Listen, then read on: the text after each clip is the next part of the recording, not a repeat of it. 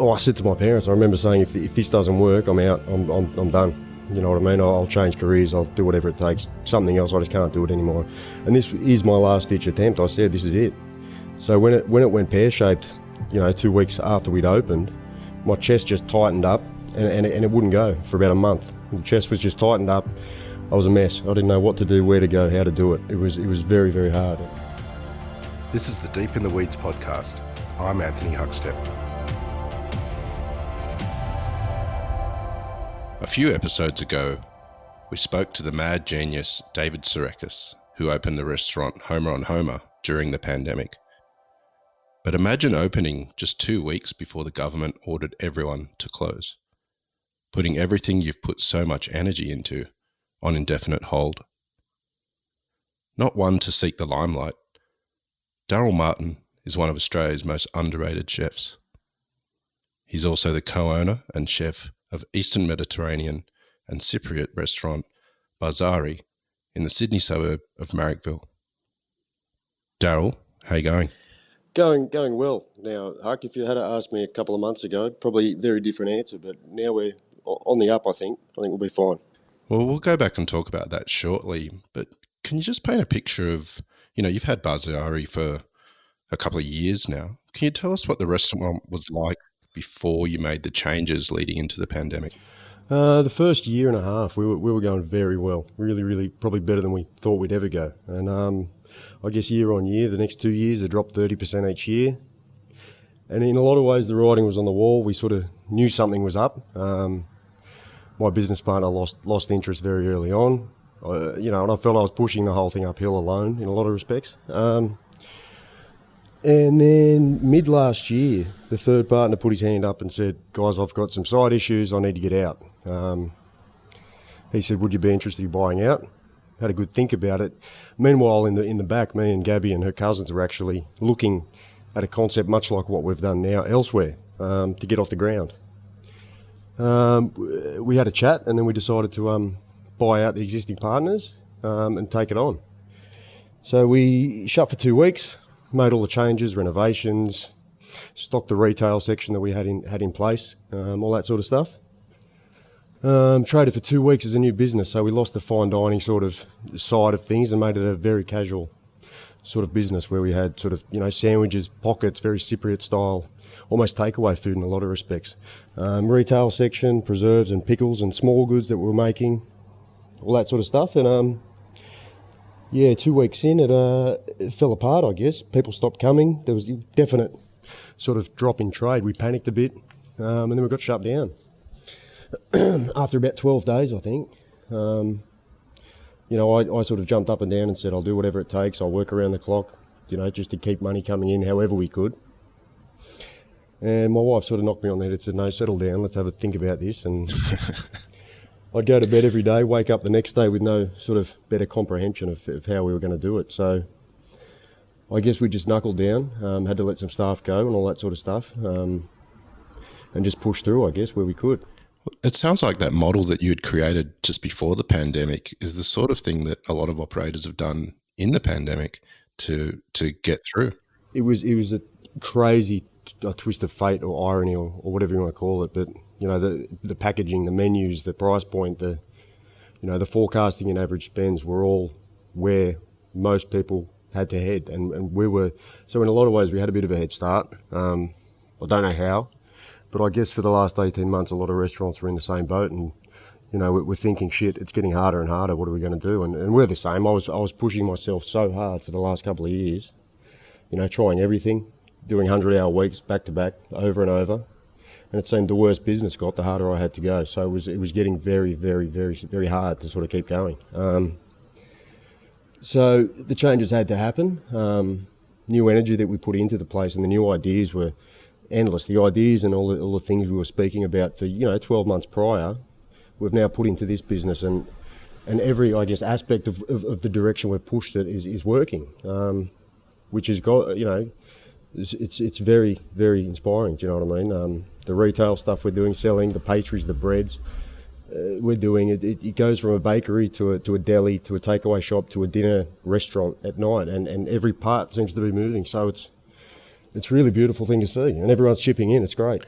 With the restaurant not doing so well in the last year and a half, and then the decision to take it on and change it, how are you feeling when the pandemic hit and you'd put all that money and that energy into the rebirth of the restaurant in many ways? How did you feel about the future of it? Oh, I said to my parents, I remember saying, if this doesn't work, I'm out. I'm done. You know what I mean? I'll change careers. I'll do whatever it takes. Something else, I just can't do it anymore. And this is my last ditch attempt. I said, this is it. So when it went pear-shaped, 2 weeks after we'd opened, my chest just tightened up and it wouldn't go for about a month. The chest was just tightened up. I was a mess. I didn't know what to do, where to go, how to do it. It was very, very hard. And I think it was the Greek Easter weekend. And again, this was all part of where we wanted to take the business.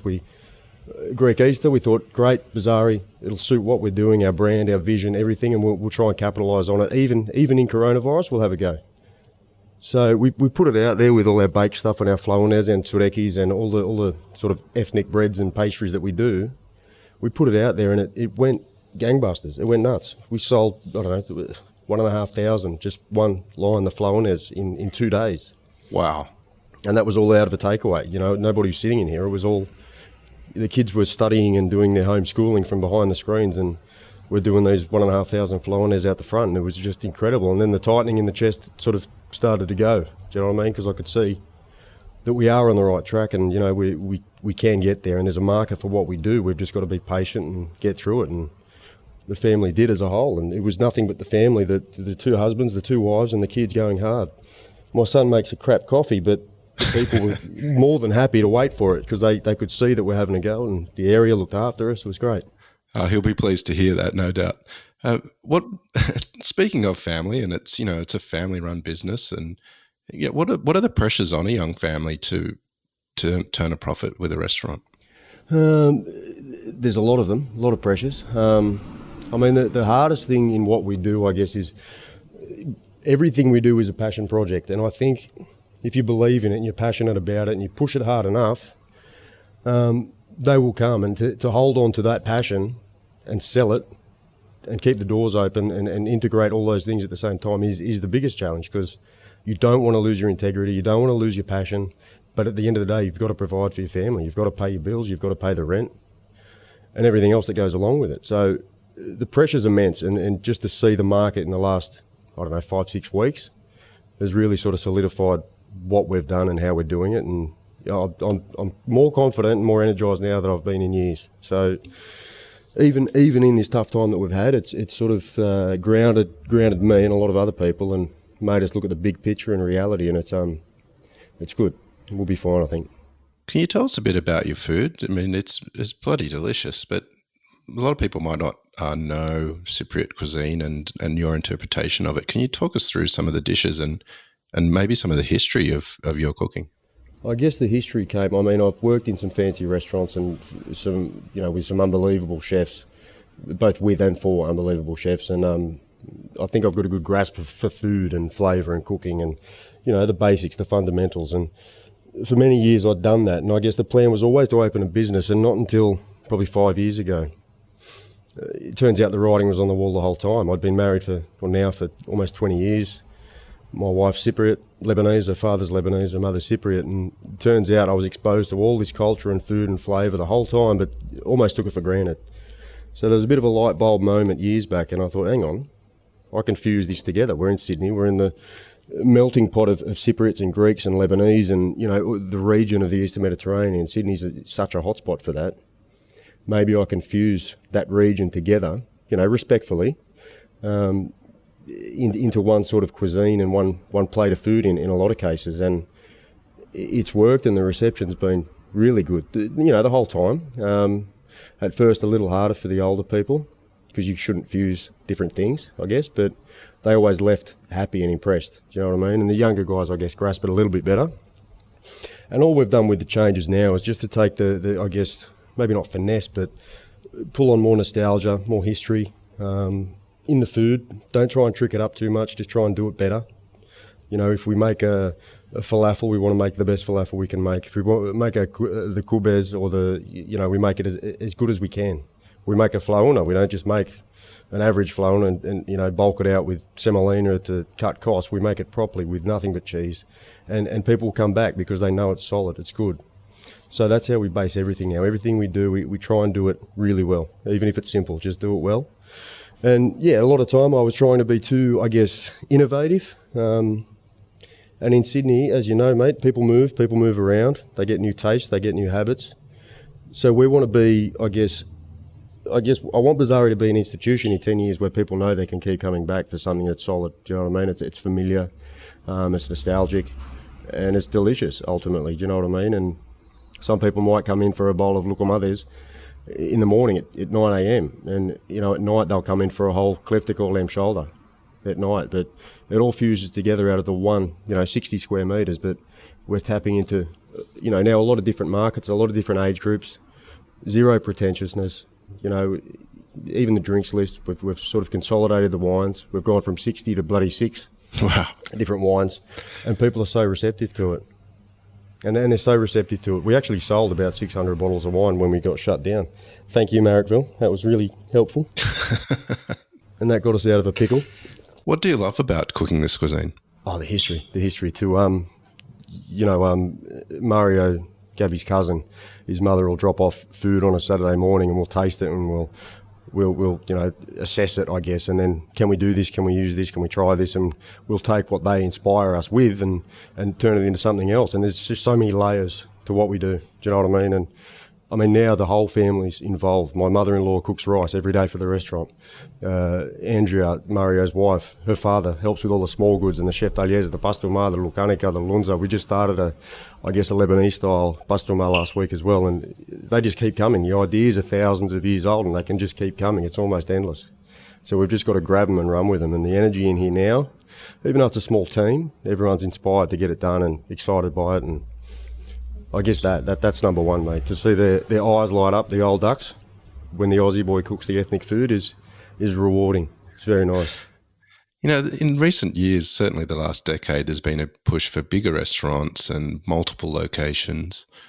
And you've worked in some really big restaurants, and some award-winning restaurants. What's that transition like for you to go from those big restaurants to sort of back into that smaller scale, family-oriented business? Even the multi sort of restaurant thing we even dabbled in last year or the year before or whenever it was, and that was a mess. That was a lot of hard work. And I guess the return on doing something like that isn't always as rewarding as what people might think. And the stresses that come with it, the obligations that come with it, especially when, I guess, my biggest flaw in what I do is I force myself to be hands-on in it and around it, and I never sit back. I'll always want to get my hands dirty, and to try and do that in multi-outlets is, I guess it doesn't suit me 100%. I'd much prefer to be doing something now, and I guess I've learnt the hard way how hard it is and how hard it can be if you're so, I guess, entrenched in what you do. And now where I've pulled things back a lot in a lot of ways, and now we've almost got 4 little businesses running out of one. But for whatever reason, it's so well integrated, it's almost easier and a lot more rewarding mentally, not necessarily financially, but mentally. And I'm really enjoying it. The less people, the less staff. The variables that come with people and different people is probably the biggest challenge as a chef manager, I guess. To deal with the personalities, and the clash of personalities in bigger spaces is a lot harder. And when you can get a team that's small, a niche little business where everyone gels together and everyone's productive, it's the best thing ever if you can get it. And it's taken me years to find it, but the holy grail's here. You know what I mean? It's really good. You're adored and respected by much of the chefing fraternity, but you don't seek the limelight. How did you become a chef? What drove you to the industry in the first place? My brother was a manager in a cafe, and I was 14, I think. I was 13 or 14, and I took up a Saturday and Sunday gig as a kitchen hand at this cafe, and I'd go in there for 10 hours on a Saturday and 10 hours on a Sunday in the summer months, and football on the winter months, obviously. But you get $50 a day, and the boss or the owner of that cafe, mate, you're very good at this, the knife skills and the washing up and the intensity and the pace or whatever. He loved it. He said, you need to pursue this. You're bloody good at this. I thought, well, I'm shit at school, not enjoying it much. I'll focus on my football or whatever, and I'll become an apprentice chef. And then thereafter, I broke my leg real bad on the femur and the growth plate, blew out the knees, and football was finished. So I guess I pursued the chef thing and did the apprenticeship in Brighton Les Sands. From the Shire, I've gone to Brighton Les Sands, a little, back then was Little Athens, I guess. A lot of Greeks and things and food in the area that I'd not seen, and met Gabby there actually. And yeah, just kept going hard, and then went out to help her father-in-law in a restaurant somewhere out west as a, I think, recently qualified chef. Met Darryl Martin actually, and he sort of said, mate, you're good at this. Come with me, let's open 3 Weeds and all the rest of it. And that I guess exposed me to a higher level in food and cuisine and restaurants and service, and opened my eyes a lot. And didn't look back from there, and just kept pursuing and challenging myself, I guess, from there. And it's all I know, mate. I've done it since I was 15. I started when I was 15. So it's all I know. And, to get to that point in the last few months where I thought, I'm going to chuck it in, this is too hard now, there's a lot to throw away. So, I've got to stick to it and push on. You talk about sort of there's a lot to throw away, and, you've got to push on. What did you learn back in the day before you opened Barzaari, when you were at restaurants like Key? What did you take away from those sort of experiences?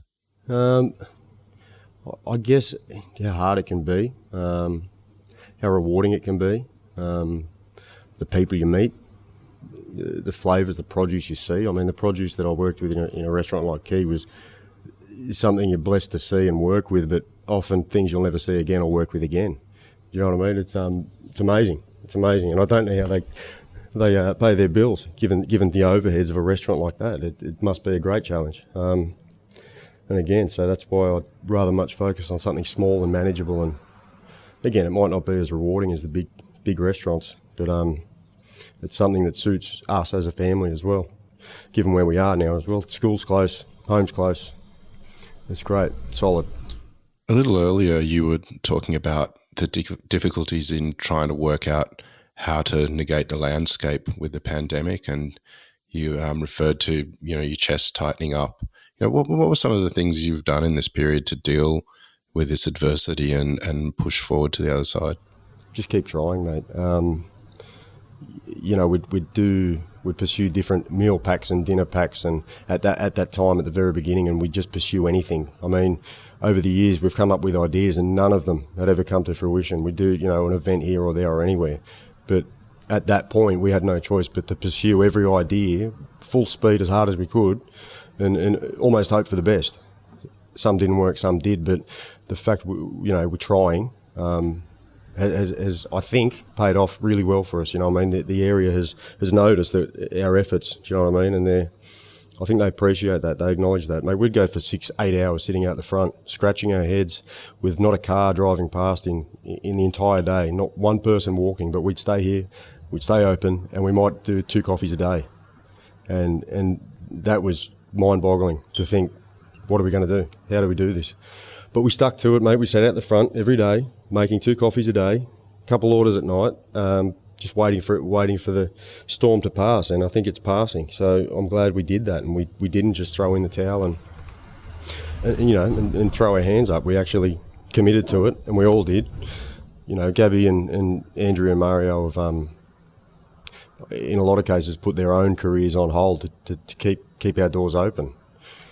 And without that, mate, we would have chucked the towel in 6 months ago. Do you know what I mean? We would have just given up. No, can't do it. And the way we've all pulled together is something I've never seen before. It's so inspiring, and another incentive for me to keep going, because they deserve it, I deserve it, the kids deserve it, and it's good. It was bad. It was fucking scary, but yeah, we're on the right track. What are some of your favourite customer stories during that period where you were trying to build a business again through the pandemic? Well, there's a funny fella named Bill, and he'd come in every single day we were open, and it might have only been for a coffee, it might have only been for a sandwich, but every single day he'd do it. At night, we deliver to the same house 3 nights a week. There's literally 50 people that are on our sort of VIP list in the immediate area that are here in some regard multiple times a week. And these are people that were, I guess, coming, 3 times a year, before. Now they're coming 3 times a week. And again, it might be for a coffee, it might be for a jar of olives from the deli, it might be for a sandwich in the day, and it might be for a delivery at night with a a barbecue pack or something. It's so small, but to think the consistency and the loyalty is there is very rewarding. And all these little $2, I'll sell a bloody marshmallow for $2. If we sell 50 a week, I'm rapt about that. You know what I mean? It's not a lot of money, but it all adds up. And if we can offer everybody something and they all appreciate it, mate, we'll keep doing that. So yeah, the regulars, mate, Marrickville's great. Marrickville's really good. So a little earlier you told us about that you needed to change the model of the restaurant. How do you see the Sydney dining landscape at the moment? Irrelevant of the pandemic, but how do you see the food service sector and moving forward? Well, from our angle, I was just getting squeezed and squeezed and squeezed, month to month. We'd have to chop something else. We'd have to cut somewhere else just to keep the head above water in a lot of cases. We were often making nothing, but to keep the head above water, you've got to cut something else. Do you know what I mean? So we were cutting everywhere we could, and the only place left to cut was for me to cover more work, just to keep us going. And, that's from where I sit. I don't know how other businesses do it, and I do know the struggles are real for many. And they're all getting squeezed. They're all getting squeezed, and I don't know if, in truth, we probably need a blanket rule that ups everyone's menu prices accordingly. You got to think that the prices of food have increased how much over the years. Menu prices seem to stay the same, only because of public perception. They don't care. They don't need to understand. They don't want to understand. They just want, what they expect, and their expectations need to change, and I just don't know how we do that. On staff as well. You try and produce a product, but you need consistency in your clientele to produce that, because there's just too many repercussions otherwise. Hence the reason for our change, and our overheads have dropped dramatically. And even if it means changing, the napkins in the bathroom to a paper towel dispenser, in reality, people don't mind. Do you know what I mean? Because we've changed the perception of the business from the start, so they're going to wear those I guess standard drops. But at the same time, the food's as delicious, if not more than it ever was. So, it's a long process and a lengthy process. I just, for the restaurant guys in the higher end, they're just going to have to keep squeezing, I guess. There's been a lot of talk about the need for sort of real food and a more casual offering coming out of the pandemic. How do you see things? Do you think that's something that we're going to see more of and less of that sort of higher end dining? I hope not, to be honest. I hope not at all. There's a market for everything, without question. There's a market for everything, and some laugh at some things and not others, but the reality of it is people want a schnitzel, and they also want truffles and caviar in a high-end restaurant. And the population, surely there's enough people to facilitate all of it. Do you know what I mean? I just don't know how they're. I hope they all keep travelling well. And I'd say there will be drops. People, I guess, they're what they want to spend and what they get. They're expecting more. Prices are going up. So, the penny will drop. I just hope it doesn't. Victoria's having its struggles at the moment with a spike in cases. If that was to happen in Sydney, what sort of impact do you think that would have? Well, this is the thing. We're holding off with staff. We've hired an extra one on the floor. The kitchens remain much the same through the whole time, and we're on the verge now where we will have to rehire. You know what I mean? We will have to employ again, and if that happens again, I don't know how the staff and workers out there can deal with it. And I don't know. In Melbourne last week, they all stocked their fridges and wrote their rosters, and you know what I mean. And they'll shut down days out. That's potential loss of a lot, let alone the outlay for the goods, but the potential loss is incredible. And again, I don't know how they wear that. So there'll be drops down there with restaurants and, places as well. And if it were to happen here, we do need the businesses to open up again, but at the same time, how do we time that? We do that too soon, yeah, it's gonna get worse than it was the first time. So we're still on eggshells, to be honest, in every respect. Won't be good. You launched a new style of offering just before the pandemic, but has this experience made you rethink that moving forward? No, I'm very comfortable with what we've done. I definitely think it was the right move, and evidently at the right time. And again, I was very tired doing what we were doing. Do you know what I mean? So, no, definitely not rethink what we've done at all. I think we got lucky, to be honest. Very lucky. But again, keep pushing, keep focused. Product is number one. And I guess people appreciate the family-run business, and it truly is. It's very nice. How about for you personally? Have you, earlier you said, that you'd contemplate leaving the industry for good, but now that you've sort of pushed through the pandemic and you've got a model that you're pretty comfortable with, how's the experience been for you, and has it changed you? Yeah, in a big way. It's brought me down a lot. I guess now I can just focus on this, and the simplicity of it is far more than it was. So it's not as consuming mentally as it was. On the surface, it looks probably a lot more complex than it was, but it's not. It's set up. Everything's integrated. Every layer of the business now is integrated. With the other side of the business, and it all melds together really, really well. And it's manageable. And I see, fingers crossed, the business does grow back to bigger than it ever was, and I'm not forced to keep working the way I have been, and there'll be a balance between family, work, life, and all of those things. And I guess if I can attain that, then we can look at other opportunities, and then we can look at doing something else and moving forward from there. But I just need to sort of sit here, stabilise where it's at, make it the most consistent little business we can, and then look at things moving forward. But at the moment, I'm comfortable, and I think it's in a good place. And Marrickville's such a good area, and people, I guess, are more receptive now than they have been. So that in itself is a reward enough. Do you know what I mean? It's good. Do you miss any elements of that sort of finer dining style that you had previously at all?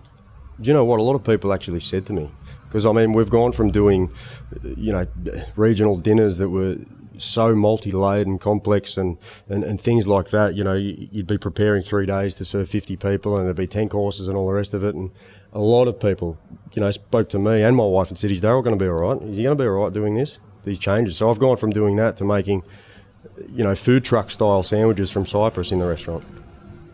You know what I mean? So it's complete. Somehow it's in the same spectrum. It's the same palate. It's the same region, but it's just come down so far in that regard. And people were concerned that I wouldn't be able to, whether it's an ego thing or a pride thing or whatever, but they were concerned I wouldn't be able to deal with that drop. And I was a little bit too. I had faith in the changes, a lot of faith in the changes, but I was quietly concerned that it would bother me, and it turns out it doesn't at all. I've got just as much pride now, probably more than I've had in years, and passion for it. And you get as many compliments on a sandwich as we were for that multi-layered complex dinner. The compliments are equal. Do you know what I mean? The appreciation is equal. So in a lot of ways, it feels like we're giving people what they want anyway. Do you know what I mean? Do you think that they've understood a greater appreciation of food from restaurants and cafes after this experience? I hope so. I really do. Somehow everyone was affected by this. Every business, every angle. There was a couple of winners, but majority losers. Do you know what I mean? And I hope they can appreciate, what restaurants have had to deal with and have to face, and again, how they're going to get out of it. And it's good to see people out on the street. It's good to see businesses busy. And people do want to eat out. They do want to drink. They do want to do all those things, and it's really inspiring to see that. And I just hope it stays there. Do you know what I mean? I hope there's not a wave now that it drops off and everyone goes, "Shit, we spent too much. We're in a pickle," and it stops again. So I just hope everyone keeps eating out. Why do you love eating out? Oh, it's my reward, I guess. I don't eat out a lot, to be honest. I do a sneaky pork roll here and there, but as far as eating out goes, it's the best. It's the best to be on the other side of it, to not critique it, just enjoy it for what it is. We're going to Stambouli tomorrow night. That's been a long time coming. I really, really enjoy it because I know what they put in. I know how much they care, and if it's a restaurant that doesn't care, chances are I won't go there. So it's that's a reward as well. Just eating out. appreciating what's gone into it, the hours that are into it. It's probably the best thing. I don't have many hobbies, but that's one of them, just not enough. So it'll be good when it all reopens and everyone can start supporting, again, which they have been in the pandemic. A lot of chefs and restaurateurs have come through here in the last 2 months, more than they ever have, and it's a beautiful thing that they can support each other and we can support each other, and that's probably been one of the good things to come out of all of this, the way we're all supporting as best we can. Do you know what I mean? They don't have to spend a lot, but the fact they're even here is fantastic. It's very, very inspiring. So now it's time to reward the people who've come and looked after us. We want to get out and support them as soon as we can. What's made you proud during this pandemic? The family, the kids. The wife and kids, and Mario's side as well, what they've done. Mate, the kids were sitting behind them. We've got these barriers out the front of the restaurant. We've literally put them, I guess, 1/3 into the restaurant and sat the kids behind there every day for the homeschooling for the last 3 months. Wow. And for them they were milking the Wi-Fi. That was a bit of a pain, but the fact that they, in the grand picture, they dealt with that so well for kids to just somehow understand it and comprehend the layers that goes into running a restaurant and then deal with it without too much of a huff. It was incredible. My wife, full-time job, Mario and Andrew are both full-time jobs, but they somehow got here a lot and did more than I ever expected. And even the kids, the way they were chipping in, they were doing everything you'd expect of a staff member. They'd put a shirt on, they'd sit behind the till, as I said, they'd try to make coffees. They know how to use the point of sale better than I do. And they're bloody kids, so for them to do all that has been incredible. Absolutely. Actually, one of the boys, Anasta, Mario's son and Andrea's son, he's been making the tum for us. We've shown him how to make tum. Now he sits at the back and makes tum for us. Wow. And he's 13. It's the best. That takes a bit of elbow grease to make that. Mate, and do you know how many chefs can't do it? They just mess it up. And then you show this 13-year-old how to do it, and he kills it every time. It's amazing. Well, how are you feeling about moving forward? What's the next year look like for Barzaari if all things go to plan with the removal of social distancing and the opening up of society properly? We're really optimistic. We are. We're optimistic. We've got, wedding inquiries already for 50 and under and things like this coming in.